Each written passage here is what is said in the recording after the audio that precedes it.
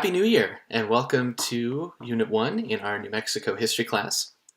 I'm Brandon Morgan, the instructor for our course. You've probably already seen me elsewhere in some videos.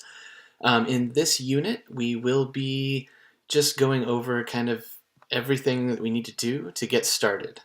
So you'll go through the Start Here material. You'll view the course tour that's available there. You'll create an avatar for Blackboard if you don't already have one. There are instructions for that. You will send me some information, sort of like a syllabus quiz, via email. You'll also include an alternate email address just in case I need to get a hold of you quickly, or make sure I get a hold of you and send you an email through an alternate means of contact. Also, you will read some materials and watch a couple of videos about what history is. So how do we define the discipline of history? How do we go about studying the past? I think you'll be pleased to find that it's not about memorizing dates and names. That actually has very little to do with history. Instead, history is about interpreting events, thinking about different perspectives that are provided through the records that we have. And the records that were created at the time of any historical event that we're studying are known as primary sources.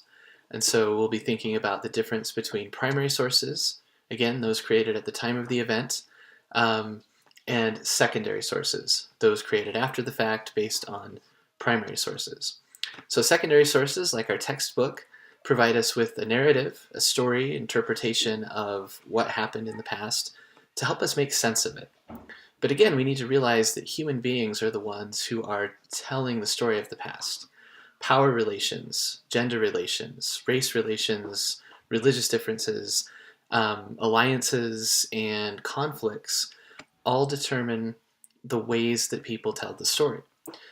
It determines whether or not someone sees themselves and their people as the being in the right or the victors versus seeing others in a very different light. So history is about figuring those things out, about thinking through what's at stake for the people that left behind records so that we can tell the best story possible that includes as many different perspectives as possible. And so that's kind of what we're aiming for as historians. So we'll be thinking about the notion of historical truth, what that means in the context of history, as I've just described it and as we'll read about. We'll think about objectivity. Can we be objective as human beings looking at the past? What does it mean in the context of history?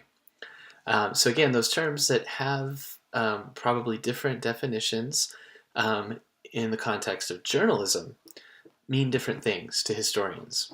But history is a great discipline. It's about gaining empathy. It's about seeing through the eyes of many different people in order to learn as much as we possibly can about ourselves and about others and how we fit together, how we can work together. And so New Mexico history is particularly rich for all of that because it has a historical legacy of having been conquered not just once, but twice. So there's a double legacy of conquest here with the Spanish conquest and then the U.S. conquest in the mid-19th century of New Mexico in the Southwest. So again, we'll think about those big themes and what they mean for the peoples and cultures of New Mexico. So I just kind of went on about the What is History section. That's something you'll be looking into. Once you're done with that, you will find a primary source online and a secondary source online that have something to do with New Mexico history. I've given an example in that section of the module. I linked to a primary source on Pancho Villa's raid. It was a newspaper account of Pancho Villa's raid that came from March of 1916, making it primary. What you'll do is go and any topic that interests you about New Mexico, look into that, find a primary source, something that was created at the time of the event. And of course, since we're working online, you won't find the actual artifact itself, perhaps, or the actual physical newspaper, but you'll find digitized or transcribed or translated versions of all of those. Those are totally fine, just as long as it's something that is helping you to read and understand a source that was created at the time of the event that you are interested in. Then you'll also find a secondary source. It's best if you find a secondary source that's also about the same topic, but if it's not about the same topic and it's still just about New Mexico history, it's totally fine. So that part of the unit has two objectives.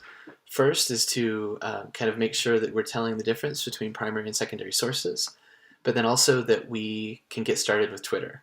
So you'll have to register for your Twitter account if you don't yet have one, or create a separate one for this class if you would like to keep your private Twitter private to you and a class Twitter for class.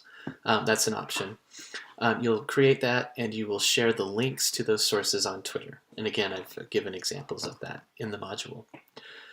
Then you need to look through the timeline assignment instructions. There is no actual work to be done on the timeline in Unit 1. We'll start that in Unit 2. But I want you to be able to hit the ground running, understand what's expected and what's coming. So please look it over. Please make sure you can log on to Tiki-Taki and all of those kinds of things so that you can ask questions early. Because if you have questions on the night of January 1st, again, I am very happy to help you with everything, but I am not online late at night. I give you until midnight to do everything because I know that a lot of us need the time and the flexibility, but I'm not on at that time. I'll answer questions and help out the following morning if that is the case, but again, just keep all of that in mind as you complete this work. For Unit 1, everything needs to be completed by January 1st at midnight, so on the second day of the unit. We start on the 31st and it goes through the 1st. With Units 2 through 6, as I've outlined in the course tour, there are specific assignments that need to be done on the first day of the unit and other assignments that need to be done on the second day, so also keep that in mind. All right, thanks for listening to me for longer than I meant. I hope you enjoyed this unit and enjoy getting started with our course.